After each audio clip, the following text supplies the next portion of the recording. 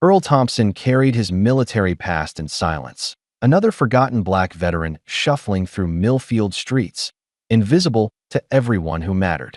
The waitress at Maggie's place didn't even pretend to hide her disgust when he asked for water, just water, while deciding if he could afford breakfast. Shelby Morgan brought him a glass of filth, murky and streaked with grime, announcing loudly enough for the whole diner to hear that he shouldn't chip his teeth on the dirt. The police officers laughed. The regulars looked away. But in that moment of cruel triumph, Shelby had no idea she'd just served the wrong man. A decorated colonel with sealed federal files, a phone full of FBI contacts, and 3 months of recorded evidence that would destroy everything. Within 24 hours, her diner would be shut down, cops would be arrested, and a conspiracy reaching all the way to the state legislature would begin to unravel. All because she thought dignity was something you could wash away with dirty water. The autumn morning carried a bite that cut through Earl Thompson's thin blanket like it wasn't even there. His eyes opened slowly, adjusting to the dim light filtering through the high windows of the shelter. Around him, other cots creaked as their occupants stirred, but Earl moved with practiced silence, sitting up and swinging his legs over the side of the B-74. His body protested the cold more than it used to, but his movements remained precise, deliberate. He reached beneath his cot and pulled out a small duffel bag, weathered and patched in places. From it, he extracted a faded army jacket, olive green turned gray by time and countless washings. He held it for a moment, running his thumb over a spot where insignia used to rest, then folded it with military precision and placed it back in the bag. Earl dressed methodically in his worn but clean clothes. A pair of khaki pants with a careful crease he'd pressed using the shelter's ancient iron, a navy blue shirt missing its third button, and scuffed brown shoes he'd polished the night before until they held a ghost of their former shine. He ran a hand over his close-cropped gray hair, grabbed his duffel, and headed for the door.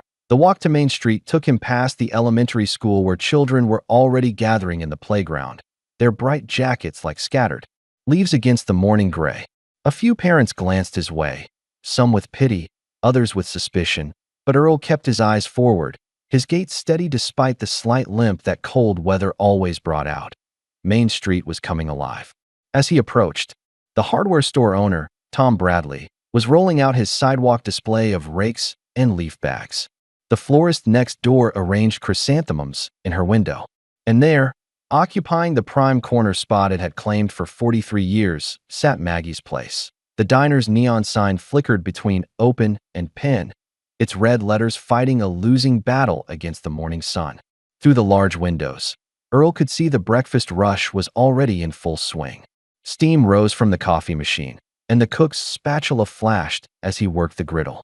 The smell of bacon and hash browns drifted out each time the door opened, making Earl's empty stomach tighten that he paused at the window, watching the familiar dance of small-town morning ritual. The booth seats were filled with locals, the ones who belonged. Jim Harrison, the bank manager, sat in the corner booth he'd claimed every morning for 15 years, newspaper spread before him like a map of the world. The Fitzgerald brothers, who ran the auto shop, occupied the booth by the door, their coveralls already marked with the day's first oil stains. And there, at the counter, sat 2 uniformed police officers, their backs to the window, shoulders broad with authority. Earl knew the rules. Locals got booths. Regulars got the counter. Everyone else, outsiders, strangers, those who didn't quite fit, they got whatever was left, usually the wobbly table by the bathroom that nobody wanted. He pushed open the door, and a bell chimed overhead. The conversation didn't exactly stop, but it stuttered, like a record skipping. Eyes flicked toward him, cataloging his appearance in that quick, brutal arithmetic of small-town judgment. Old, black, shabby clothes, probably homeless. Not one of us. The hostess, a young woman named Brittany with blonde hair piled high and too much makeup for 7 in the morning, looked up from her phone. Her smile faltered when she saw him, recovering into something professional but cold. "Table for one?" she asked, already reaching for a menu from the stack reserved for single diners, the laminated ones with corners peeling and coffee stains that wouldn't come out. "Actually," Earl said, his voice soft but clear, "I'd just like a glass." Of water while I decide if I'm staying for breakfast. If that's all right. Brittany's eyes narrowed slightly. Water meant no tip. Water meant taking up space without paying. But the diner wasn't full, and she couldn't exactly refuse. Sure, she said, the word clipped. Have a seat at the counter. Earl nodded his thanks and made his way to an empty stool, setting his duffel carefully at his feet. The two cops glanced at him, one nudging the other with his elbow. Earl pretended not to notice, studying the menu Brittany had reluctantly handed him. Shelby, Brittany called toward the kitchen. Water at the counter. Shelby Morgan emerged from behind the coffee station, and Earl recognized her immediately. She'd been working at Maggie's for years, her bottle blonde hair and sharp features a fixture of the place. She was the type who knew everyone's business and made sure everyone knew she knew it. Her eyes landed on Earl, and her red lips twisted into something between a smile and a sneer. Water, she repeated, loud enough for half the diner to hear. Just water. She made a show of walking to the back, past the water pitcher on the counter, past the stack of clean glasses. The two cops chuckled, and one of them, Officer Mike Brennan, according to his nameplate, said something under his breath that made his partner, Officer Tony Russo, laugh harder. Earl kept his eyes on the menu. Eggs and toast, $4.99. Pancakes, $6.99. Coffee, $2.50. He had $8 and change in his pocket, saved from odd jobs and aluminum can returns. Enough for a meal, but then nothing for tomorrow. The water would have to do. From her training position behind the counter, Maya Williams watched the scene unfold with growing discomfort. She was new, only 3 weeks into the job, still learning the rhythm of the place. 23 years old with natural hair, she kept pulled back in a neat bun. She'd taken the job out of desperation when her mother's medical bills started piling up. She didn't like the way Shelby treated certain customers, but she needed this job too much to say anything. Shelby returned from the kitchen carrying a glass, and Maya's stomach dropped.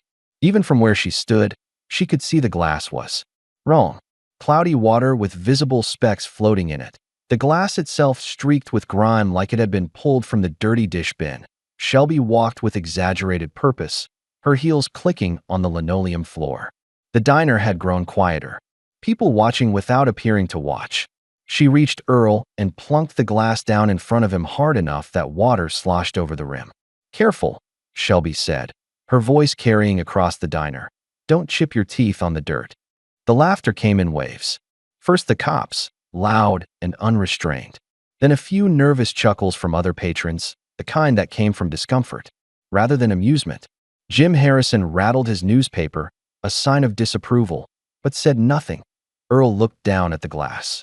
The water was murky, with what looked like coffee grounds floating on top and a film of grease creating rainbow swirls on the surface. The glass itself had fingerprints and what might have been dried egg yolk on the rim that he didn't react, didn't flinch, didn't give Shelby the satisfaction of seeing hurt or anger cross his face. He simply stared at the glass with the kind of thousand-yard stare that had seen worse things than dirty water. What? Shelby continued, emboldened by the laughter and his silence. Thought we'd give you the VIP treatment? This ain't the Ritz, honey. Maya couldn't stand it anymore. While Shelby basked in her moment, Maya quietly grabbed a clean napkin from the dispenser and moved down the counter. She slipped it next to Earl's elbow, leaning in just enough to whisper, "I'm sorry." Earl's eyes met hers for a brief moment. They were brown, flecked with gold, and held a depth that made Maya think of still water that ran deeper than it appeared. He gave her the slightest nod, then turned back to the glass. With deliberate calm, Earl pushed the dirty glass away, sliding it across the counter until it came to rest against the napkin holder. He looked up at Shelby, and when he spoke, his voice was steady and clear enough for everyone to hear. Sometimes the filth's not in the glass. The words landed like a stone in still water, ripples of discomfort spreading through the diner. Someone coughed. A fork scraped against a plate. Officer Brennan's face reddened, and he half stood from his stool before Russo grabbed his arm. A Shelby's smile froze, then shattered into something ugly. "You got something to say, old man?" Earl stood slowly, reaching for his duffel bag. "No, ma'am. I believe I've said enough." He turned to Maya. "Thank you for your kindness, young lady." He walked toward the door with the same steady gait he'd entered with, back straight, head high. Behind him, Shelby's voice followed like a thrown knife. Guess we'll see him digging through the dumpster in the alley next time. Some people just don't know when they're not wanted. The bell chimed as Earl exited, and conversation slowly resumed, but the atmosphere had changed. Maya stood frozen, still holding the coffee pot she'd grabbed as cover for approaching Earl. She watched through the window as he paused at the corner, pulled out an old flip phone, the kind nobody used anymore, and dialed a number. Who was that? Maya asked Marcus, the cook who'd been watching through the service window. Marcus, a heavy-set man in his 50s with arms covered in burns from years of working kitchens, shrugged. Earl Thompson. Been around town maybe 5, 6 years. Stays at the shelter mostly. That's it. Marcus glanced at Shelby, who was now regaling the cops with an exaggerated version of what just happened, making Earl sound confused and pathetic. He lowered his voice. Heard he served in Vietnam. Navy maybe? Or Army. I don't know. Then something happened, and he made a vague gesture. You know how it is. War messes people up. Maya nodded, but something didn't sit right. The way Earl had carried himself, the way he'd spoken, that wasn't a broken man. That was someone with discipline, control. Someone who chose his battles carefully. Outside, Earl stood at the corner of Main and 3rd, the flip phone pressed to his ear. The contact name on the tiny screen read, Major D. Danielson. Came the crisp voice on the other end. It's Thompson, Earl said, his voice different. Now, harder, more authoritative. We need to talk. Problem. Earl looked back at the diner, where Shelby was visible through the window, still playing to her audience. Not a problem. An opportunity. The rot's worse than we thought, and it's not just in the department. How much worse? Enough that we might need to accelerate our timeline. Can you meet tonight? Same place. 2100 hours. Copy that, Colonel. Earl closed the phone and slipped it back into his pocket. He adjusted his duffel bag on his shoulder and began walking toward the library. The morning was still young, and he had preparations to make. Back in the kitchen of Maggie's place, Shelby was in her element. The morning rush had slowed to a trickle, giving her an audience of staff for her performance. She stood by the dish pit, one hand on her hip, the other holding the dirty glass like a trophy. You should have seen his face, she cackled, dumping the murky water down the drain with a flourish. Like he expected champagne or something. These people, I swear. They come in here, taking up space, driving away real customers. Danny, the 19-year-old busboy with acne and ambitions of saving enough to leave town, laughed nervously. He needed this job to pay for community college, and Shelby had the owner's ear. That was harsh, Shelby, he said, trying to sound supportive while his conscience squirmed. Harsh. Shelby spun on him. Harsh is having to smell him every time he walks by. Harsh is watching property values drop because these people hang around Main Street. Officer Brennan had wandered back to lean against the kitchen doorway, his utility belt creaking with the movement. About time someone put him in his place. We've been getting complaints about him, making people uncomfortable. Complaints from who? Maya asked before she could stop herself. Everyone turned to look at her. Shelby's eyes narrowed dangerously. From concerned citizens, Russo said, joining his partner. People who actually contribute to this town.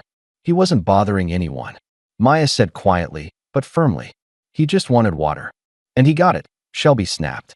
Maybe not the fancy bottled stuff he was probably hoping to get for free, but he got what he paid for. Nothing. The cops laughed again, and Brennan added, You're new here, right? Give it a few months. You'll understand how things work. Maya bit her tongue and turned back to wiping down the counter, but her mind was made up. She'd heard Marcus mention Earl spend his afternoons at the library. She had a break at 2 o'clock. The library was a different world from the diner. Quiet. Organized. With tall windows that let in streams of dusty light. Maya found Earl in the back corner, surrounded by a fortress of history books. He was reading a thick volume on military strategy, making notes in a small notebook with handwriting so precise it looked like printed text. Mr. Thompson, she said softly. He looked up, and she saw surprise flicker across his features before settling back into calm observation. Miss Williams. Maya, isn't it? She nodded, impressed he'd remembered her name from her name tag. I wanted to apologize. Properly. What Shelby did was wrong. You have nothing to apologize for, Earl said, marking his place in the book and giving her his full attention. You showed kindness when it was hardest to be kind. That takes courage. Maya shifted uncomfortably. I should have done more. Said something. And lost your job. Earl shook his head. You have responsibilities. I saw you last week at the pharmacy. Picking up prescriptions. Expensive ones. Your mother? Maya's eyes widened. How did you? I noticed things, Earl said simply. It's a habit. Is she ill? Lupus, Maya admitted, sinking into the chair across from him. The medications we're managing. That's why you work at the diner, despite how they treat you there. It wasn't a question. Maya nodded, then looked at the books spread across his table. What are you reading? History. Strategy. Old habits. He closed the notebook. Tell me, Miss Williams, what do you want to do?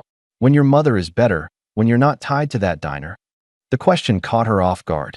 Nobody had asked her about her dreams in so long, she'd almost forgotten she had them. I wanted to be a teacher. Elementary school. I was 2 semesters away from my degree when Mom got sick. You'll go back, Earl said with such certainty that Maya almost believed him. I don't know. It's been 3 years now. The credits might not even transfer. They will.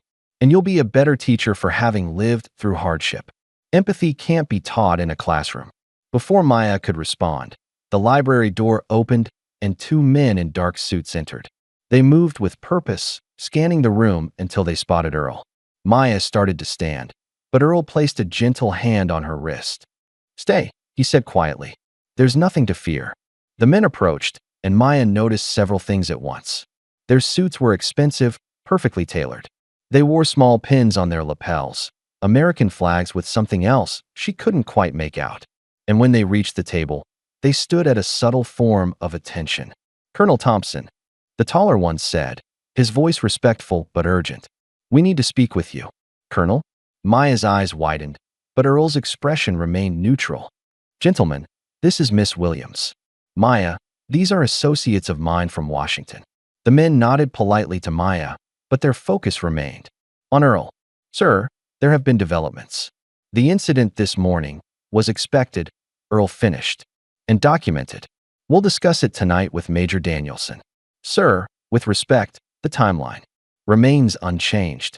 Earl's voice carried an authority that made both men straighten further. Thank you for your concern, gentlemen. It was a dismissal, politely delivered but unmistakable. The men exchanged glances, nodded, and departed as quickly as they'd arrived. Maya stared at Earl. Colonel. Earl sighed, suddenly looking every one of his 74 years. A lifetime ago, Miss Williams. Now I'm just Earl. But those men are trying to right some old wrongs. Sometimes the past has a way of reaching into the present, demanding justice. He stood, gathering his books. You should get back to work. Shelby will notice if you're late. Maya stood too, her mind spinning with questions. As she reached the door, she turned back. Mr. Thompson, Earl, who are you really? He smiled, the first real smile she'd seen from him. Someone who served his country, made enemies of powerful people for doing the right thing, and is tired of running from shadows. Be careful, Miss Williams. Your kindness today has been noticed, and not just by me. The warning in his words was clear. Maya hurried back to the diner, where she found Shelby waiting with arms crossed and fury in her eyes. Where were you? Shelby demanded. Break. I had 15 minutes. You were seen at the library. Talking to him. Shelby stepped closer, her voice dropping to a hiss. Listen carefully, little girl. You don't know how things work here. That man is trouble. He's a drifter, probably crazy, definitely dangerous. You stay away from him, or people will start thinking you're one of them. One of them, Maya repeated, her voice steady despite her racing heart. You know what I mean. Don't play dumb. This is a nice town, a safe town, and we keep it that way by knowing who belongs and who doesn't. Earl Thompson doesn't belong. And if you're smart, you'll remember which side you're on. That evening, Officers Brennan and Russo sat in their patrol car, laptop open between them, running Earl Thompson's name through every database they could access. Most came back with basic information. Age, no criminal record, honorable discharge. From the Army. But one database, restricted to law enforcement, showed something different. File sealed, Brennan read, frowning. Requires federal authorization to access. Since when does some homeless vet have sealed files? Russo asked. Since never. Brennan pulled out his phone and dialed a number. Yeah, it's Mike. Listen, we got a situation here. Old black guy, Earl Thompson. Yeah, the one from the shelter. There's something off about his records. Sealed federal file. Can you look into it? He listened for a moment. Then his face changed. Special forces? Are you sure? Another pause. Whistleblower. What kind of? He glanced at Russo. Yeah, we'll keep an eye on him. Close eye. Thanks. He hung up and turned to his partner. We might have a problem. Miles away, in a dimly lit parking lot behind an abandoned warehouse, Earl stood beside a rental car, waiting. At exactly 9 o'clock, headlights appeared, and a Lincoln Town car pulled up beside him. Major Robert Danielson stepped out, 63 years old, silver-haired, still carrying himself like he was in uniform despite his civilian clothes. Earl, he said, clasping his old friend's hand firmly. It's starting, isn't it? Started this morning, Earl confirmed. They're getting bolder, more open with it. The list. Earl pulled out a small notebook from his jacket. 2 cops, confirmed. The diner owner's connected to the money laundering, though she might not know it. Her cousin in the city council is definitely aware. And there's more. Danielson studied the names. This is bigger than we thought. It always is. Earl looked back toward town, where the lights of Main Street glowed in the distance. They made a mistake today, Robert. They showed their hand, thinking I was just some old homeless vet they could humiliate for sport. And Miss Williams? Earl's expression softened slightly. She's a good kid. Reminds me of my daughter before. He didn't finish the sentence. She's got nothing to do with this. But she's involved now. They saw her talk to you. I know. We need to move fast before they realize what's happening. From across the street, hidden in the shadows of a closed storefront, Maya watched the 2 men talk. She'd followed Earl after her shift, driven by curiosity and concern. She couldn't hear their words, but she could see the way they stood, the way they moved. These weren't broken old men. These were soldiers, planning something. That Earl's head turned slightly, and for a moment Maya was sure he'd spotted her. But he said nothing, returning to his conversation. 20 minutes later, the men parted ways, and Earl began his walk back to the shelter. Maya waited until both cars were gone before emerging from her hiding spot. Whatever was happening, it was bigger than a dirty glass of water. And somehow, she knew her life had just become far more complicated. That night, Earl sat on his cot in the shelter, the metal box from his duffel bag open on his lap. Inside were his real treasures: a bronze star, a purple heart, photographs of soldiers whose names he still whispered in his dreams, and a thick manila envelope labeled Operation Red Sand, in faded ink. He pulled out the flip phone and scrolled through his contacts. 15 names, all fellow veterans, all men and women who'd been pushed aside, forgotten, or silenced. He selected a group message and typed slowly with his thumbs. Tomorrow, the reckoning begins. Within minutes, responses came back. Simple confirmations, but Earl knew each one represented someone ready to stand up, to push back against the corruption that had taken root in this small town like a cancer. He looked out the shelter window, at the stars barely visible through the light pollution, and whispered to himself, they wanted a war. They should have been more careful what they wished for. The diner had been closed for 2 hours, but Shelby's car was still in the parking lot. Inside, she sat with Brennan and Russo, plus her cousin Tommy from the city council, and Bill Morrison, who owned the diner but rarely showed his face. He knows something, Brennan was saying. The feds have a file on him we can't access. So, Shelby said, he's still just some old bum. Who's going to believe him over us? You don't get it, Morrison said, his voice tight with worry. If he's connected to the feds, if he's here for a reason, then we deal with it, Tommy said firmly. Like we always do. This is our town. We decide who stays and who goes. And if he doesn't go quietly? Russo asked. Tommy smiled coldly. Then he goes another way. Accidents happen. Old men fall down. Bodies are fragile at that age. Shelby laughed, but it sounded forced even to her. You're being paranoid. He's nothing. Nobody. I proved that today. But as they sat in the dark diner, planning their next moves, none of them noticed the small device attached to the underside of their table, its red light blinking steadily as it recorded every word. The recording device under the diner table had captured everything from the night before, and by dawn, Earl had already listened to the conversation twice. He sat in the shelter's common area, earbuds in, the flip phone playing back Tommy's cold words about accidents and old men falling down. Earl's expression remained neutral, but his fingers drummed against his knee in a rhythm that would have been familiar to anyone who'd served under him. The pattern he tapped when formulating strategy. Morning brought the usual bustle to Maggie's place, but there was an edge to it. Shelby moved through her stations with extra energy, her voice a little too loud, her laugh a little too sharp. She was performing confidence, trying to convince herself that yesterday's victory over Earl meant something. "Did you see him yesterday?" she announced to a table of regulars, the Johnson family who came in every Thursday. Just sat there staring at that glass like it was going to magically turn into champagne. These people, I swear, they expect something. For nothing. Mrs. Johnson shifted uncomfortably, pushing eggs around her plate. Her husband buried himself deeper in his newspaper. Their teenage daughter, Rebecca, looked up from her phone with disgust. "That was really mean, what you did," Rebecca said. "Rebecca," her mother hissed. "What?" "It was. He's a person. He just wanted water."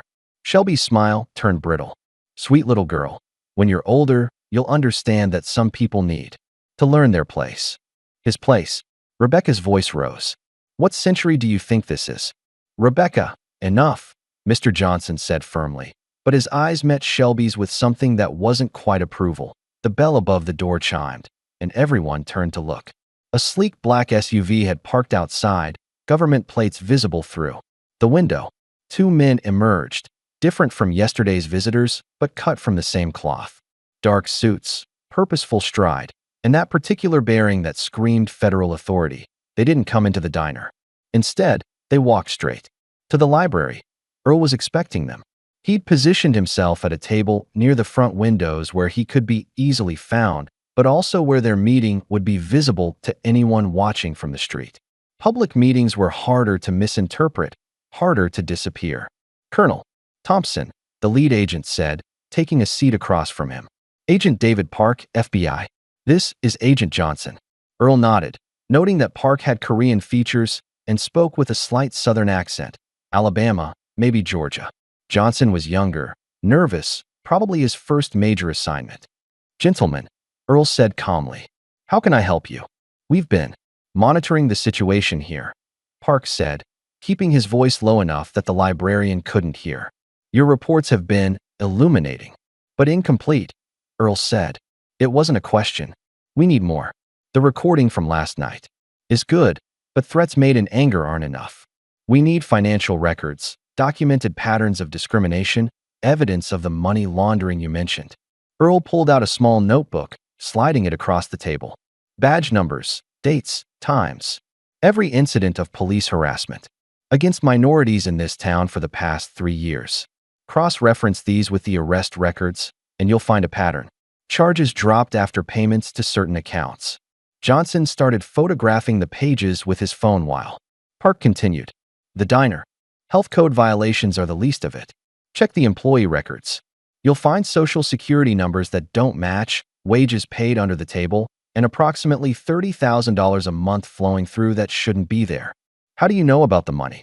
Earl's slight smile was answer enough. Park understood. Earl had sources, methods, connections from his past life that he wouldn't reveal even to the FBI. "We're going to need you to be more visible," Park said. "Draw them out. Make them escalate. They're already planning to. I'll be having lunch there today. That could be dangerous." "Agent Park, I survived 3 tours in Vietnam and a decade fighting corruption in the Pentagon. I think I can handle small-town bullies." From across the street, Maya watched the meeting through the diner window during her break. She'd been documenting everything she could, taking photos of health violations with her phone, keeping notes of Shelby's comments, recording dates and times when the cops came in for their free meals that never appeared on any check. "Spying now." Shelby's voice made Maya jump. "Just getting some air," Maya said, turning away from the window. "Those look like feds over there," Shelby said, her eyes narrowing as she studied the library. "Your friend Earl's got some interesting visitors." "I wouldn't know." Shelby grabbed Maya's arm, her nails digging in slightly. "Listen carefully, girl. There's a health inspector coming this afternoon. Routine check. Everything needs to be perfect. And if your friend over there had anything to do with calling them, you're hurting me," Maya said quietly. Shelby released her but leaned in close. "Not as much as I could. Remember that." Back in the library, the agents were preparing to leave when Agent Park asked one final question. Colonel, why here? Why this town? Earl was quiet for a long moment. My daughter lived here once. Before she died, she wrote me letters about this place, about how it could be beautiful if people would just let it. She was an idealist. His voice grew harder. They ran her out of town for dating someone they didn't approve of. She died in a car accident 3 months later, trying to get back to see him one last time. I'm sorry, Park said. Don't be sorry. Help me clean it up. It's what she would have wanted. After the agents left, Earl made his own preparations. He pulled out his flip phone and sent another group message. Phase 2. 1,300 hours. At exactly 1 o'clock, Earl entered Maggie's place. But he wasn't alone. Behind him came 5 other veterans, 3 black, 1 Hispanic, 1 Asian. All were clean, neatly dressed, and carried themselves with military precision. They took a table in the center of the diner, impossible to ignore. Shelby stood frozen behind the counter. The lunch crowd was bigger than usual, and now she had 6 veterans sitting in prime position, waiting to be served. I've got this, Maya said, grabbing menus before Shelby could react. Good afternoon, gentlemen, Maya said warmly, distributing the menus. Can I start you with some drinks? Water would be fine, Earl said, meeting her eyes with a slight smile. Clean glasses if it's not too much trouble. Of course. As Maya walked away, one of the other veterans, a man with a prosthetic leg visible below his shorts, spoke loud enough for the diner to hear. Nice place, Earl. Reminds me of that cafe in Saigon, before the siege. That was a lifetime ago. Marcus, Earl replied. Still remember you pulling me out when the mortars hit, Marcus continued. Lost the leg but kept my life, thanks to you. The diner had gone quiet. People were listening now, really listening. Shelby appeared with a notepad. Her face flushed. What can I get you? 6 lunch specials, Earl said politely. And could you make sure the cook knows about food allergies? My friend Chun here has a severe peanut allergy. We don't serve peanuts, Shelby said through gritted teeth. Good to know. Oh, and separate checks, please. We'll all be paying. It was a perfect trap. 6 paying customers, all veterans, all minorities, in full view of a packed restaurant. Shelby couldn't refuse service without making a scene, couldn't give them dirty glasses without witnesses, couldn't do any of her usual tricks. The cops came. 20 minutes later, Brennan and Russo in full uniform, their faces darkening when they saw Earl's table. Well, Brennan said loudly. Looks like we've got a regular convention here. Veterans lunch, Earl said mildly. We served so people like you could eat in peace. Seems only fair we get the same courtesy. Russo's hand moved to his belt, not to his gun, but to his cuffs, a subtle threat. You boys have your paperwork? Need to make sure everyone's who they say they are. Officer Russo, Earl said, reading his nameplate deliberately. Are you asking for our identification because we've committed a crime, or because of how we look? Routine check, Brennan said. Interesting. Earl pulled out his phone, not the flip phone, but a smartphone Maya hadn't seen before. Because I'm recording this interaction, and I'd hate for it to appear that the Millfield Police Department profiles veterans based on race. The cops exchanged glances. Around them, other diners had pulled out their phones too. Rebecca Johnson was already live streaming. Enjoy your lunch, Brennan said finally. The words like broken glass in his mouth. As they left, Russo muttered to Brennan, loud enough for Earl to hear. This isn't over. No, Earl agreed quietly. It's just beginning. The health inspector arrived at 2:30, a thin man with thick glasses and a clipboard that he held like a shield. Shelby met him at the door with her biggest smile. Mr. Patterson, we weren't expecting you until next month. Schedule changed, Patterson said, not returning her smile. I'll need to see your kitchen, storage areas, and employee hygiene stations. Of course, right this way. But Patterson wasn't doing a routine inspection. He'd received an anonymous tip with very specific allegations, complete with photographic evidence. He went straight to the problem areas. The refrigerator with the broken seal, the mouse droppings behind the stove that hadn't been cleaned in months, the expired milk being served to customers. This is unacceptable, he said, making notes rapidly. The cross-contamination alone could cause serious illness. We'll fix it right away, Shelby promised. You'll need to. I'm issuing a warning. Next violation, and you're shut down. Shelby's eyes found Earl, still sitting with his fellow veterans, and her look could have curdled fresh milk. He met her gaze calmly, raising his water glass. Crystal, clear water in a clean glass, in a small toast. The warning from the health inspector should have been Shelby's wake-up call, but instead, it pushed her deeper into her anger.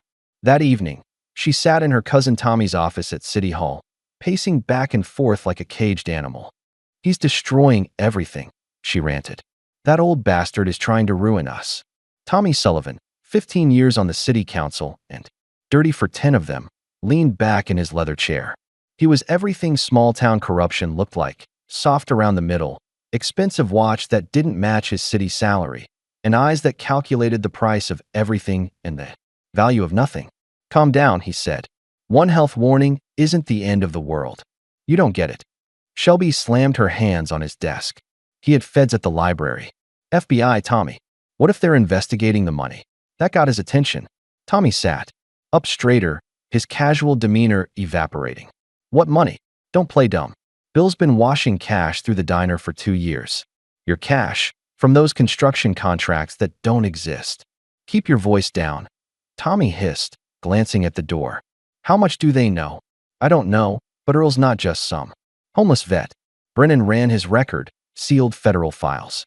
And today he had 5 other vets with him, all acted like he was some kind of hero. Tommy pulled out his phone and scrolled through his contacts. "I know someone in the state police. Someone who owes me. Maybe it's time Earl had a real problem, not just hurt feelings." The next morning arrived gray and drizzling, matching the mood that had settled over the town. Earl woke to find a notice slipped under the shelter door. He was being evicted. No reason given, just 24 hours to vacate. "This is illegal," said James Winters, another shelter resident and former attorney who'd lost everything to alcoholism but still knew the law. "They need cause, proper notice period. They don't care about legal," Earl said, folding the notice carefully. "This is about sending a message." He walked to the library, where Maya was waiting for him.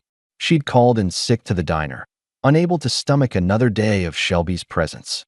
"I've been documenting everything," she said, showing him a folder thick with photos and notes. Health violations, racist comments, the cops taking free meals. 3 years of evidence.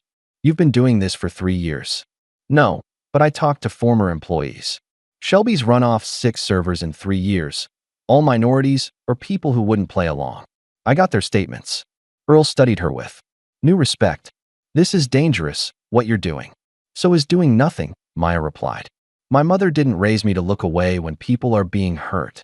Before Earl could respond, the library door burst open. Officers Brennan and Russo entered, hands on their weapons. "Earl Thompson, you need to come with us," Brennan announced. "On what charge?" "Suspicious behavior. Potential vagrancy. Disturbing the peace." In a library, Earl's voice was mild, but Maya could see his body tense, ready. "Just come quietly." "Old man." Earl stood slowly, hands visible. "I assume you have a warrant?" "Don't need one." "Reasonable suspicion." "Of what?" "Reading while black." Russo stepped forward aggressively, but stopped when he noticed everyone in the library had their phones out, recording. "Fine," Brennan said, "but we'll be watching you. One wrong move, and what?" A new voice interrupted. Everyone turned to see an elderly white man in an expensive suit standing in the doorway. Judge Harold Price, retired but still commanding respect, walked in with the aid of a mahogany cane. "Officers, are you harassing this man without cause?" "Judge Price," Brennan said, his bravado deflating. "We were just leaving." "You were just leaving." Price's voice brooked no argument. "Unless you have an actual warrant or probable cause that would stand up in court." The cops exchanged frustrated glances and left, but Russo turned at the door. "This isn't over, Thompson." After they gone, Price approached Earl, extending his hand. "Colonel Thompson, I never thought I'd see you again." "Judge." Earl shook his hand firmly. "It's been, what, 15 years? Since the Pentagon hearings. You testified about the supply chain corruption. Cost you everything, if I recall. It was worth it. Soldiers were dying from faulty equipment while contractors got rich." Price turned to Maya. "Young lady, you should know you're in the presence of a genuine hero.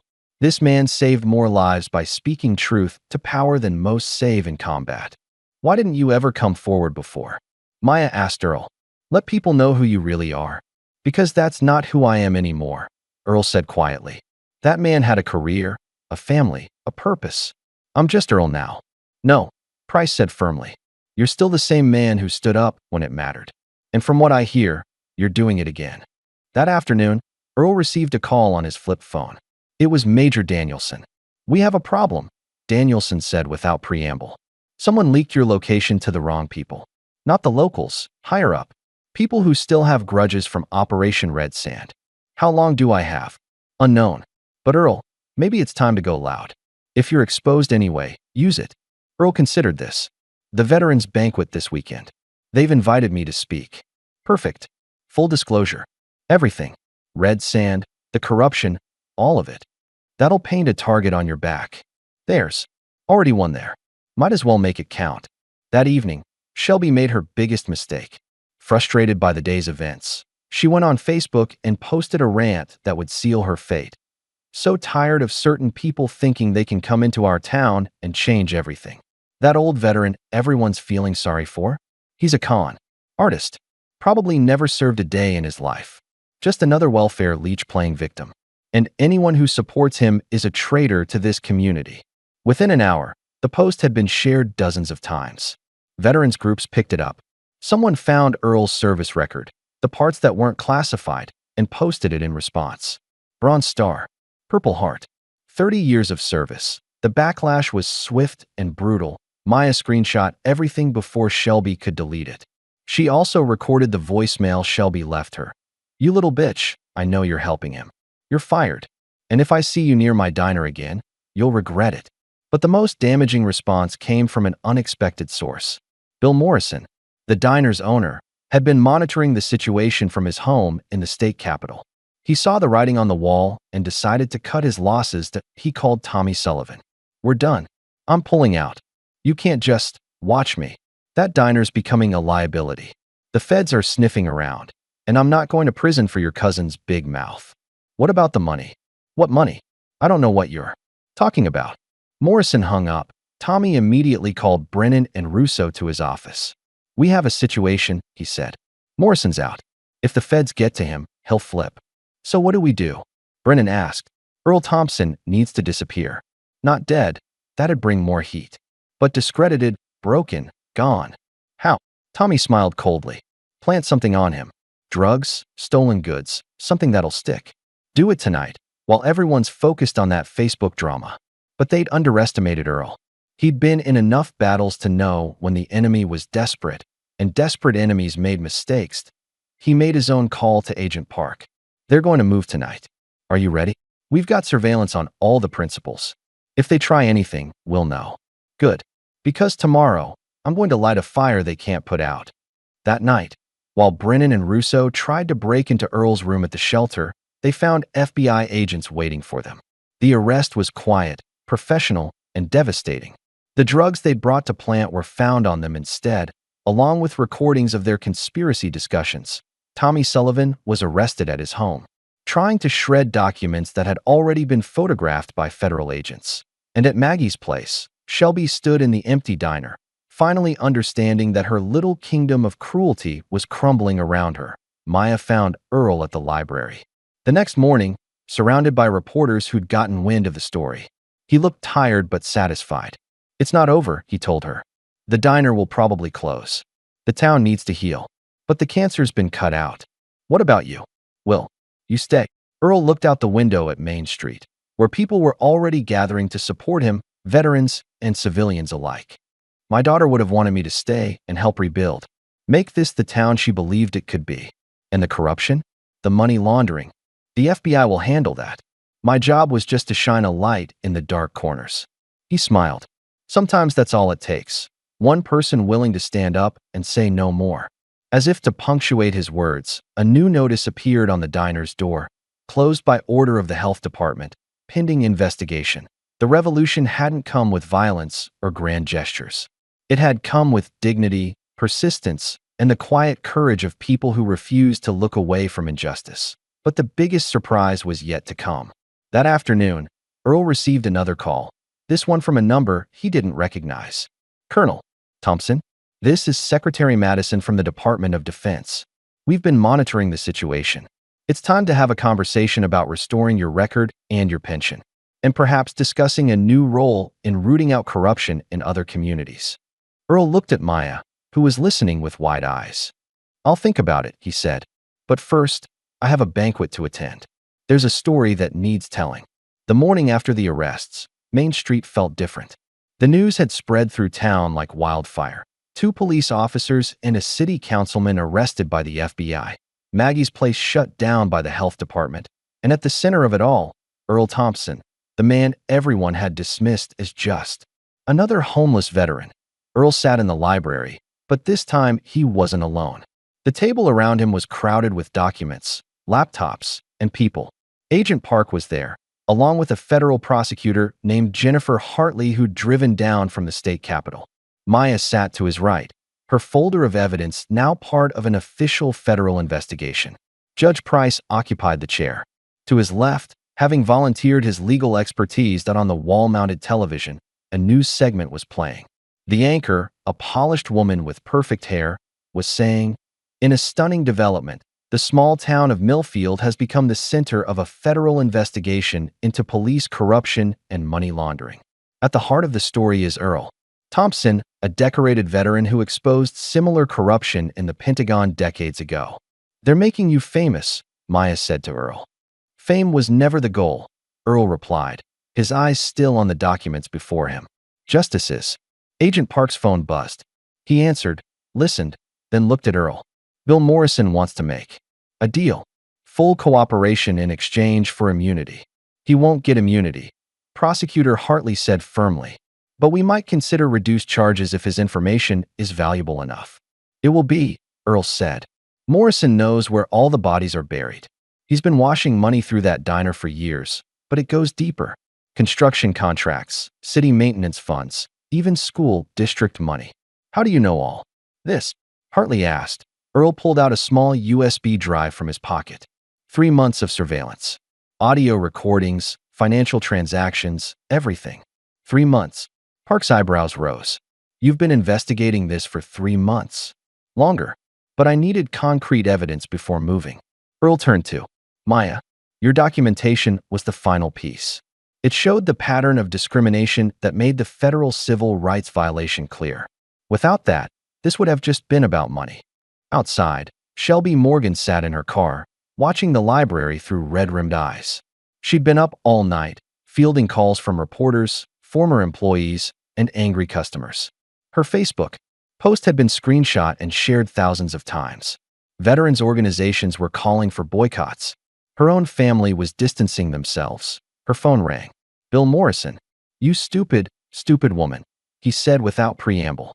"Do you have any idea what you've done?" "I didn't. You put everything in writing. You threatened people on voicemail. You gave them everything they needed. You're the one who was laundering money. And I was smart enough to keep my mouth shut about it. You had to make it personal. You had to humiliate that old man. He's just a nobody." Morrison laughed bitterly. "That nobody is Colonel Earl Thompson. Distinguished Service Cross, Bronze Star with Valor, Purple Heart twice over. He exposed a conspiracy that went all the way to the Joint Chiefs. He took down 3 generals and a dozen defense contractors. And you thought you could serve him, dirty water, and get away with it." The line went dead. Shelby threw her phone against the dashboard, cracking the screen. She looked back at the library, where Earl was visible through the window, surrounded by federal agents and respect. Inside, Major Danielson had arrived, bringing with him a box of files. "Operation Red Sand," he announced, setting the box on the table. "Declassified as of this morning, by order of the Secretary of Defense." Earl's face went very still. "All of it. Everything. The arms dealing, the dead soldiers, the cover-up. The people who destroyed your career because you wouldn't stay quiet. Most of them are dead or in prison now. It's time the world knows what really happened."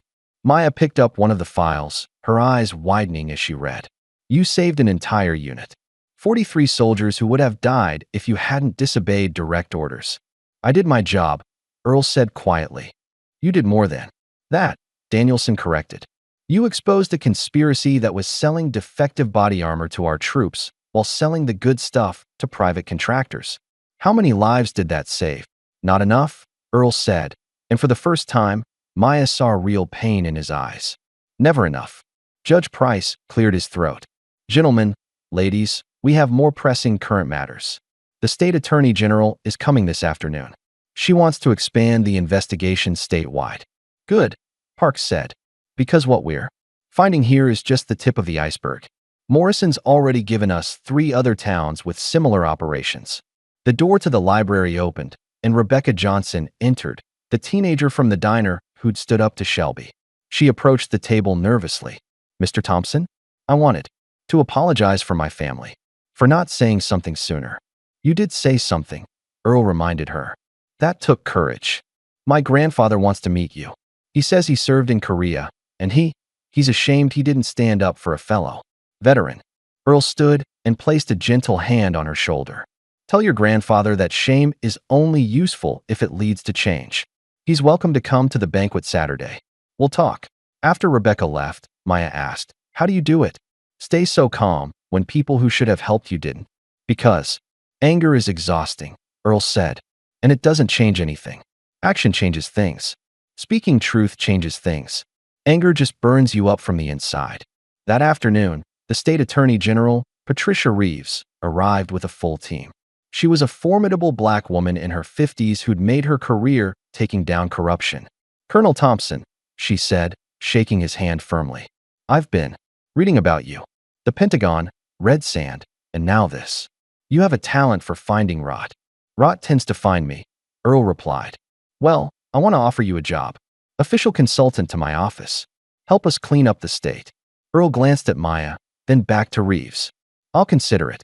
But first, we need to finish what we started here. Agreed. Now, tell me about the police department. For the next 2 hours, Earl laid out everything he'd discovered. It wasn't just Brennan and Russo. Half the force was taking bribes, looking the other way, or actively participating in the discrimination that kept the town segregated in all but name. We'll need to clean house, Reeves said. Bring in state police temporarily while we rebuild the department. The community won't trust outsiders, Judge Price warned. Then we'll need community oversight. Real oversight, not the rubber stamp committee they have now. Reeves turned to Maya. Miss Williams, would you consider being part of that committee? Maya's eyes widened. I'm not qualified. You documented abuse when no one else would. You stood up when it would have been easier to stay quiet. That's exactly the qualification we need. As the meeting continued, Shelby made one last desperate attempt to salvage something. She went to the local news station, agreeing to an on-camera interview. I'm being scapegoated, she told the reporter, tears streaming down her face. Yes, I made mistakes. But Earl Thompson is no saint. He's been lying about who he is, manipulating everyone. The reporter, a young man named David Chun, who'd done his homework, interrupted. Ms. Morgan, we verified Colonel Thompson's service record. Everything he's claimed is true. Do you have any evidence to support your accusations? He's got everyone fooled, like this recording of you using racial slurs. Chun played audio from one of the many recordings Earl had gathered. Shelby's voice, clear and ugly, filled the studio. The interview ended with Shelby walking off the set. Saturday arrived with unexpected sunshine, as if the weather itself had decided to mark the occasion. The Veterans Banquet was being held at the American Legion Hall, a building that had seen better days but still stood proud on Oak Street. By noon, cars were already filling the parking lot. Earl stood in the shelter, looking at his army dress uniform laid out on the cot. He hadn't worn it in 15 years, hadn't been able to bear the weight of what it represented. But today felt different. You clean up nice, James Winters said from the doorway. The former attorney was sober for the first time in months, inspired by Earl's example. It still fits, Earl said with slight surprise, adjusting the ribbons on his chest. Those are some serious decorations. Earl touched the Distinguished Service Cross. Each one cost something. Some cost everything. A knock at the door interrupted them. Maya entered, dressed in a simple but elegant blue dress. The car's here, she said, then stopped, seeing Earl in uniform. Oh my. Too much, Earl asked. No. Perfect. They need to see who you really are. The ride to the Legion Hall was quiet. Earl stared out the window at the town passing by. Empty diner with its closed by health department sign, the police station with state police cars now parked outside, the library where everything had started to change. You saved this town, Maya said. No, Earl corrected. I just held up a mirror. The town is saving itself. The Legion Hall was packed. Veterans from 3 counties had come, along with townspeople, reporters, and officials. At the head table sat Major Danielson, Judge Price, Attorney General Reeves, and an empty chair for Earl. But Earl didn't go to the head table immediately. Instead, he walked through the crowd, shaking hands, exchanging words with fellow veterans. He stopped at one table where an elderly white man sat with the Johnson family. You must be Rebecca's grandfather, Earl said, extending his hand. The old man stood with difficulty, tears in his eyes. Frank Johnson, Colonel, 1st Infantry Division, Korea. I'm sorry. I should have said something that day. You're saying something now, Earl replied. That's what matters. Finally, Earl made his way to the podium. The room fell silent. My name is Earl Thompson, he began. For the last several years, you've known me as the old man who stays at the shelter, who reads at the library, who walks your streets quietly. Today, I want to tell you who I really am and why I'm here. He pulled out a folder, the Operation Red Sand file. In 1987, I was commanding a supply unit in a location I'm now free to tell you was Nicaragua. We were there unofficially, supporting operations that Congress had explicitly forbidden. I discovered that our suppliers were sending us defective equipment, body armor that wouldn't stop bullets, radio equipment that failed in the field, medical supplies that were expired or contaminated. The room was so quiet you could hear the air conditioning humming. When I reported this, I was told to keep quiet. The suppliers had connections, people in high places who were getting rich. I was offered money, promotions, anything to stay silent. Earl's voice grew harder. But I couldn't, because every piece of defective equipment meant soldiers dying. My soldiers, your sons and daughters. He opened the folder and pulled out photographs, young faces, smiling in uniform. These 12 soldiers died because their body armor failed. They were told they were protected. They weren't. He set the photos on the podium. So I gathered evidence. I documented everything. And when my superiors tried to bury it, I went to Congress. The resulting investigation exposed a conspiracy that went to the highest levels of the military and defense contracting world. 3 generals court-martialed, 12 contractors prosecuted, hundreds of millions in fraudulent contracts canceled. Maya watched from her seat as the audience leaned forward, hanging on every word. But speaking truth to power has a cost, Earl continued. My career was destroyed. My wife was threatened. My daughter. His voice caught. My daughter Sarah was harassed, followed, threatened. We had to relocate multiple times. The stress destroyed my marriage. Sarah tried to build a life here in Millfield 5 years ago, but when she dated someone certain people didn't approve of, a young black man named James, she was run out of town. Gasps rippled through the crowd. Several people looked ashamed. 3 months after leaving, Sarah died in a car accident. She was trying to come back to see James one last time.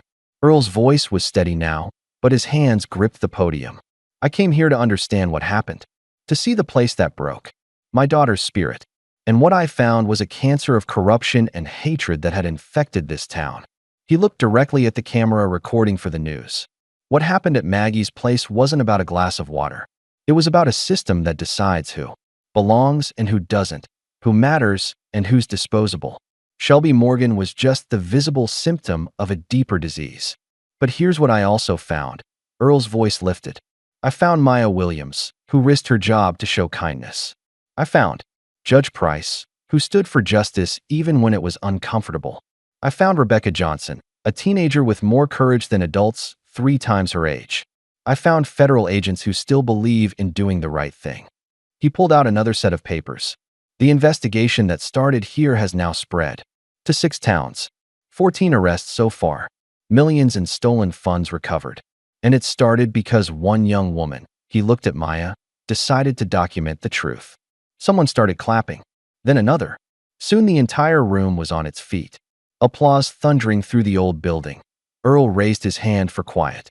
I'm not done. What happened here isn't unique to Millfield. It's happening in towns across America. Good people staying quiet while bad people take control. But it doesn't have to be that way. He pulled out his flip phone, the one everyone had seen him use. This phone has 15 contacts. All veterans like me who've been pushed aside, forgotten, dismissed. But we're organizing. We're watching. We're documenting. And we're not going to be silent anymore. The room erupted again. This time, Earl let them applaud. When it finally died down, he continued. The Attorney General has offered me a position, helping to clean up corruption statewide. I'm going to accept. But I'm also staying here in Millfield. This is where my daughter wanted to build a life. I'm going to help make it the town she believed it could be. He looked at the empty diner. Through the window. Maggie's place is closing permanently. Bill Morrison has agreed to sell the building as part of his plea agreement. I propose we turn it into something else. A community center where everyone is welcome. Where veterans can get services, where kids can do homework, where the town can come together instead of being divided. Mayor Patterson, who'd been notably absent during the corruption scandal but had somehow avoided prosecution, stood up. That's a beautiful idea, Colonel, but who's going to pay for it? Earl smiled. The Department of Defense has agreed to restore my back pay and pension from the last 15 years. Every penny of it will go toward the center. Additionally, the assets seized from the corruption investigation will be returned to the community. We have the money. We just need the will. Judge Price stood. I motion that the town council, what's left of it, vote on this proposal immediately. Second, called Frank Johnson. The vote was unanimous. The banquet continued. Shelby Morgan sat in her apartment, watching the live stream on her laptop. She'd lost everything. Her job, her reputation, her friends. The federal prosecutor had informed her that while she wouldn't face criminal charges for the discrimination, she was being sued civilly by the ACLU. She'd likely lose everything she owned. Her phone buzzed. A text from an unknown number. It's never too late to change. E.T. She stared at the message, then at Earl on the screen, surrounded by respect and admiration. She started typing a response, deleted it, typed again, deleted again. Finally, she just wrote, I'm sorry. The response came quickly. Apology accepted. Now do better. Back at the banquet, Major Danielson was speaking. I've known Earl Thompson for 35 years. He's the most honest man I've ever met, and that honesty has cost him everything. But he never stopped fighting for what's right. He raised his glass to Colonel Earl Thompson and to the idea that one person standing up for justice can change everything. The toast was drunk, and Earl found himself surrounded by well-wishers. But his eyes found Maya in the crowd. None of this would have happened without you, he told her. You would have found another way, she replied. Perhaps, but you reminded me that the next generation is worth fighting for. Your mother would be proud. She is. She's watching the live stream. From her hospital bed, she says to tell you thank you. As the evening wound down, Earl stepped outside for air. The town looked the same, but felt different. The shadows seemed less dark, the future less certain, but more hopeful. That a car pulled up, and Secretary Madison himself stepped out, full dress uniform gleaming with stars. Colonel, he said, saluting. Earl returned the salute, muscle memory taking over. I wanted to deliver this personally, Madison said, handing Earl an envelope. Your official restoration to full rank and honors. And something else. He handed Earl a second envelope. Inside was a photo, Sarah Thompson in her college graduation gown, smiling brilliantly. We found this in the Pentagon files. Thought you should have it. Earl's composure finally cracked. Tears ran down his weathered face as he looked at his daughter's picture. She would have been proud of you, sir, Madison said softly. I hope so, Earl whispered. I hope so. As Madison's car pulled away, Maya joined Earl outside. What now? She asked. Earl looked at the empty diner, at the town spreading out before them, at the stars beginning to appear in the darkening sky. Now we rebuild. Not just buildings, but trust, community, hope. He smiled at her. Want to help? I already am, Maya said. I start law school next month.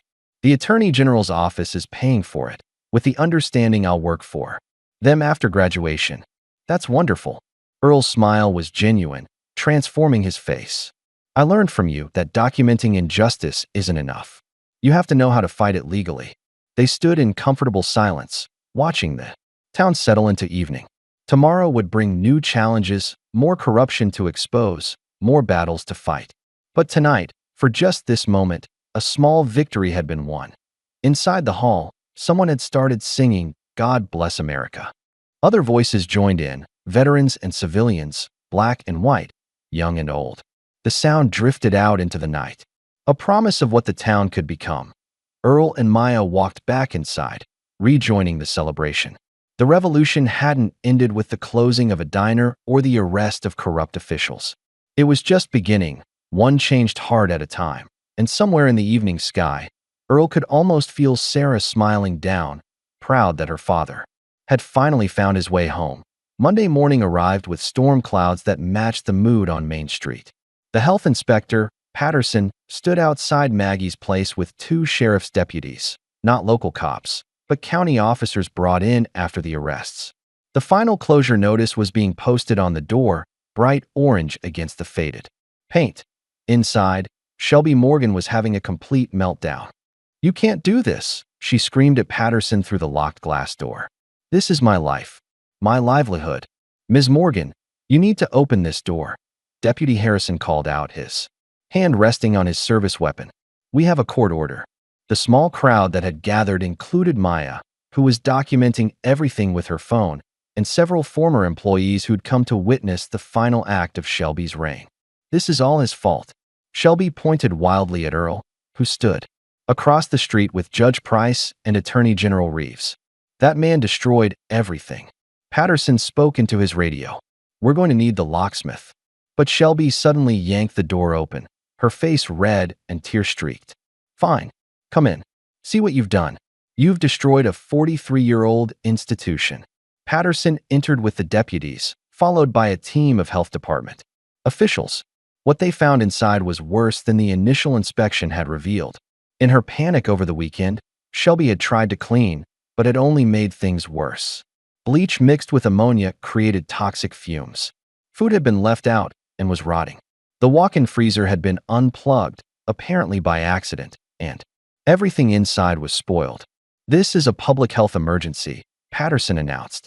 "Everyone out. We need hazmat." Shelby stumbled out onto the sidewalk, where the crowd had grown larger. Someone started live streaming as she stood there, mascara running down her face, her carefully constructed world in ruins. "You think you've won?" she shouted at Earl across the street. "You think you're some kind of hero? You're nothing. A nobody who destroyed honest people's lives." Earl started to cross the street, and everyone tensed. Judge Price grabbed his arm, but Earl gently shook him off that he walked directly to Shelby, stopping just a few feet away. When he spoke, his voice was calm, but carried clearly. "Guess the filth's not in the glass anymore, Ms. Morgan. It never was." The callback to that first insult landed like a physical blow. Shelby's face crumpled completely. "I'm ruined," she whispered. "Completely ruined." "No," Earl said, his voice gentler now. "You're at a crossroads. What you do next defines who you really are. You can keep blaming everyone else, or you can look in the mirror and start changing what you see." Before Shelby could respond, a news van pulled up. David Chin jumped out with his cameraman. "Ms. Morgan, do you have any comment on the federal investigation? What about the allegations of systemic racism?" Shelby looked at the camera, then at Earl, then back at the camera. For a moment, it seemed like she might say something, maybe even apologize. But then her face hardened. "I want my lawyer," she said, pushing past Chun and fleeing to her car. That afternoon, the real bombshell dropped. Bill Morrison, sitting in a federal facility, had started talking. And he had receipts, literal receipts, documents, recorded conversations. The corruption went deeper than anyone had imagined. Agent Park called Earl with updates. "Morrison's given us 12 names. City planning, the school board, even someone in the state legislature. They were using multiple businesses to wash money, not just the diner." "Who in the legislature?" Earl asked. "Senator Richard Blackwood. Ring any bells?" Earl's silence was telling. Blackwood had been one of the officials who tried to bury the Operation Red Sand investigation decades ago. "It's all connected," Earl said finally. "These people, they're like cancer cells. You think you've cut them out, but they just metastasize somewhere else." "Well, we're going for the whole tumor this time," Park promised. At the police station, now staffed entirely by state officers, the evidence room was being cataloged. What they found there was damning: drugs that should have been destroyed, money that was never logged, and weapons that had disappeared. From evidence, Captain Sarah Mitchell from the state police, a tall black woman with 20 years of experience cleaning up corrupt departments, addressed the town council that evening. Ladies and gentlemen, what we've uncovered here is systematic criminal enterprise operating under color of law. Officers Brennan and Russo were just the tip of the iceberg.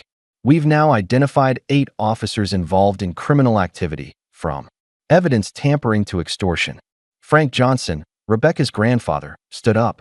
8 out of 12 officers? How did we let this happen? By looking away, Captain Mitchell said bluntly. By accepting that certain people got treated differently. By saying, that's just how things are instead of demanding better. Earl stood up.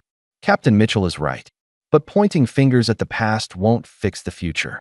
We need to focus on rebuilding. I propose a community policing board with real oversight powers, civilian review of all complaints, and mandatory bias training for every officer. Who's going to pay for all that? Mayor Patterson asked, still trying to salvage some authority.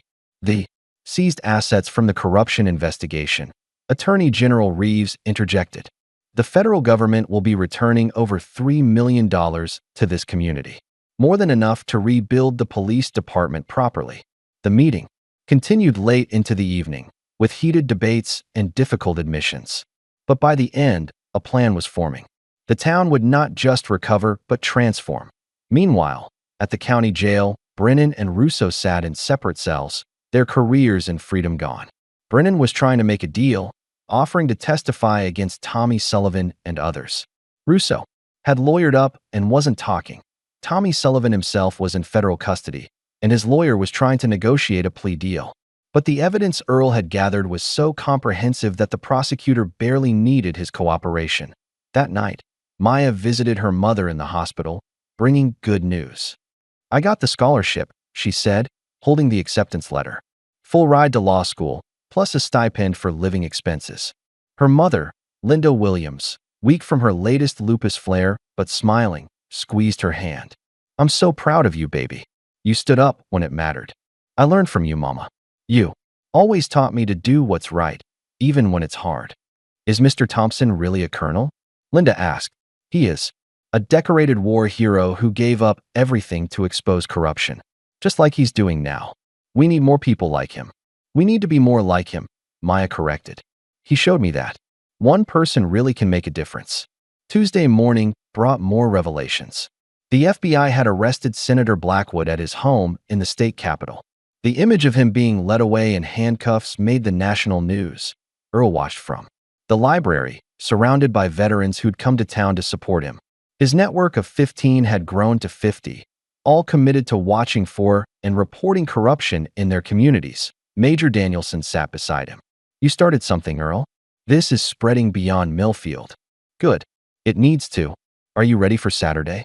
Saturday would be the grand reopening, not of the diner, but of the building as the Thompson Community Center, named after Sarah Thompson, not Earl. He'd insisted on that. I'm ready, Earl said. Sarah would have loved this. A place where everyone belongs. Wednesday's town council meeting was standing room only. Shelby Morgan was there, sitting in the back, trying to be invisible. When the public comment period opened, she stood up. I want to speak, she said, her voice shaking. The room went silent. Earl turned to look at her, his expression unreadable. Shelby started, then stopped. Started again. I was wrong. About everything. I was raised to believe certain things. About certain people, and I never questioned it. I let fear and hatred guide me, and I hurt people. Good people. She looked directly at Earl. Mr. Thompson, Colonel Thompson, I'm sorry. Not just for the water, but for everything. For the culture I helped create. For the people I drove away. For your daughter. Gasps rippled through the room. Few people had known Shelby was one of the people who'd harassed Sarah Thompson. I can't undo what I did, Shelby continued. But I want to help fix it. I'm donating my savings, it's not much, about $10,000, to the community center. And I'm volunteering to help with the renovation, if you'll let me. The room erupted in discussion. Some people shouted that it was too little, too late. Others argued for forgiveness. Earl stood up, and the room quieted. Ms. Morgan, he said formally, your apology is accepted. Your donation is appreciated. As for volunteering, he paused, and everyone held their breath. Redemption isn't given. It's earned. Day by day, choice by choice. If you're serious about changing, then yes, you can help. But the first time you show any of your old behavior, you're gone. Understood? Yes, sir, Shelby said, tears streaming down her face. Thank you. Thursday brought a surprise visitor. James Washington, the young black man Sarah Thompson had dated, arrived in town. He was now a successful attorney in Chicago. Having channeled his grief over Sarah's death into pursuing justice through law, he found Earl at the cemetery, standing at a small headstone that read, Sarah Marie Thompson, beloved daughter, 1990 to 2019. She talked about you all the time, James said, standing beside Earl. Said you were her hero. I failed her, Earl said quietly. No, the system failed her. The town failed her. But you're fixing that now. James pulled out an envelope. I want to help. This is a check for $50,000. Sarah left me some money in her will, and I've done well. This is what she would want. Earl looked at the check, then at the young man his daughter had loved. You don't have to. Yes, I do. For her. For the kids growing up here who deserve better. For the next interracial couple who shouldn't have to run. They stood together in silence, two men connected by loss and love, watching the sun set over the cemetery. Saturday morning dawned clear and bright, as if nature itself wanted to celebrate. The old diner building had been transformed in just a week, cleaned, painted, and refurbished by an army of volunteers. Where once a neon sign flickered Maggie's Place, a new sign read Thompson Community Center, with in memory of Sarah Thompson underneath. Earl stood outside in his dress. Uniform again, but this time he wasn't alone. 50 veterans flanked him, all in their dress uniforms, forming an honor guard. Maya stood with her mother, who'd been released from the hospital for the occasion. Judge Price was there with the new town council. Even Shelby Morgan was present, wearing work clothes. Having spent the entire night helping with final preparations, Attorney General Reeves stepped up to the microphone that had been set up on a small platform. Ladies and gentlemen, we're here today not just to open a building, but to close a chapter and begin a new one. The corruption that plagued this town has been exposed and excised. 23 individuals have been arrested across the state as a result of the investigation that started here. Justice has been served. She turned to Earl. But justice is only the beginning. Healing, rebuilding, moving forward, that's the hard work. And it starts today. Earl took the microphone. He looked out at the crowd, hundreds of people, black and white, young and old, rich and poor. A month ago, he began, I walked into that diner and was served dirty water in a filthy glass. It was meant to humiliate me, to remind me that I didn't belong. But what happened in that moment wasn't about me. It was about all of us, about what kind of community we want to be. He paused, his eyes finding Shelby in the crowd. She met his gaze steadily. My daughter Sarah believed this town could be a place where everyone belonged, where love wasn't limited by race or class, where children could grow up feeling safe and valued regardless of who they were. She died believing that, even after. This town broke her heart. Several people in the crowd were crying now. Today, we honor her memory not with words, but with action. This center will be a place where veterans can get help, where kids can do homework, where seniors can gather, where everyone is welcome. The crowd erupted in applause. Earl raised his hand for quiet. But I want to be clear about something. This isn't about me being a hero. Heroes are people like Maya Williams, who documented injustice when it was dangerous to do so. Heroes are Judge Price, who stood up when it was easier to sit down. Heroes are the FBI agents who pursued corruption wherever it led. Heroes are even people like Shelby Morgan, who found the courage to confront their own prejudice and try to change. Shelby broke down completely at that, sobbing into her hands. An elderly black woman nearby, Mrs. Washington, James's grandmother, put an arm around her. Change is hard, Earl continued. It's uncomfortable. It forces us to look at ourselves and admit we were wrong. But change is also hope. It's the promise that tomorrow can be better than today. He pulled out a large pair of scissors. I'm supposed to cut this ribbon and officially open the center. But I'm not going to do it alone. He called people up one by one. Maya, Judge Price, Rebecca Johnson, James Washington, even Shelby. Each took hold of the scissors together. On three, Earl said, 1, 2, 3. They cut the ribbon together, and the crowd surged forward to explore the news center. Inside, the transformation was complete. Where once there had been cracked vinyl booths, there were now comfortable seating areas. The old counter had been converted into a computer station with free internet access. The kitchen would serve free meals to anyone who needed them. Maya found Earl standing in what used to be the corner booth, the one where the important people used to sit. "You did it," she said. "We did it," he corrected. "And we're not done. This is just one town. There are thousands more with the same problems. So, what's next? You go to law school and become the attorney this state needs. I work with the Attorney General's office to root out corruption, and we keep fighting one battle at a time." And Shelby? They looked over at where Shelby was serving coffee to veterans, her movements careful, respectful, almost reverent.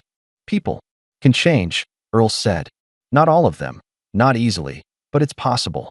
She'll never fully atone for what she did to Sarah, but she can try to balance the scales going forward." As the day progressed, more people arrived.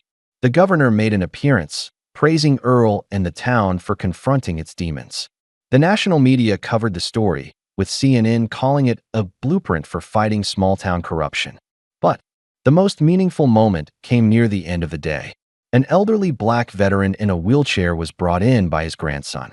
Earl recognized him immediately, Sergeant William Hayes, who'd served under him in Vietnam. "Colonel," Hayes said, saluting from his chair. Earl returned the salute, then knelt beside the wheelchair. "William, I thought you were in Atlanta. Saw you on the news. Had to come. Had to say thank you." "For what?" "For continuing the fight. For showing that old soldiers don't just fade away, they stand up when it matters." As evening approached, the crowd gradually thinned. The last to leave were the core group: Maya, Judge Price, Major Danielson, James Washington, and surprisingly, Shelby. They sat in the main room of the center, exhausted but satisfied. "So what really happens now?" James asked. "Can this town really change?" "It already has," Judge Price said. "The question is whether it can sustain that change." "That's up to them," Earl said. "We've given them the tools, the opportunity. They have to choose to use them." Shelby spoke up quietly. "I want to help make sure they do. I know I don't deserve forgiveness, but I want to earn it. Every day." "Then you will," Earl said simply. As they prepared to leave, Maya's phone buzzed. It was a text from her mother, watching the news. "You changed the world today." She showed it to Earl, who smiled. "No, we just cleaned up one small corner of it. But that's how the world changes, one corner at a time." They walked out together into the evening. Main Street looked the same, but felt entirely different. The shadows that had hidden corruption and hatred were gone, replaced by the warm lights spilling from the community center's windows. A month later, Earl sat in his new office at the Attorney General's building in the state capitol. On his desk were files from 6 different towns reporting similar patterns of corruption. His phone rang constantly with tips, leads, and requests for help. Maya was at law school, excelling in her classes and already making a name for herself. As someone who wouldn't back down from a fight, Shelby was working at the community center full-time, having been hired as an assistant coordinator. She faced hostility from some, forgiveness from others, but she showed up every day, doing the work. The FBI investigation had expanded to 3 states. 47 people had been arrested. Millions in stolen funds had been recovered. And in Millfield, something remarkable was happening. The town that had once been divided was learning to come together. Not perfectly, not without problems, but genuinely trying.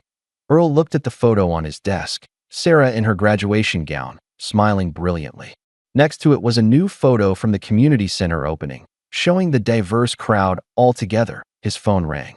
Attorney General Reeves. "Earl, we've got a situation in Riverside County.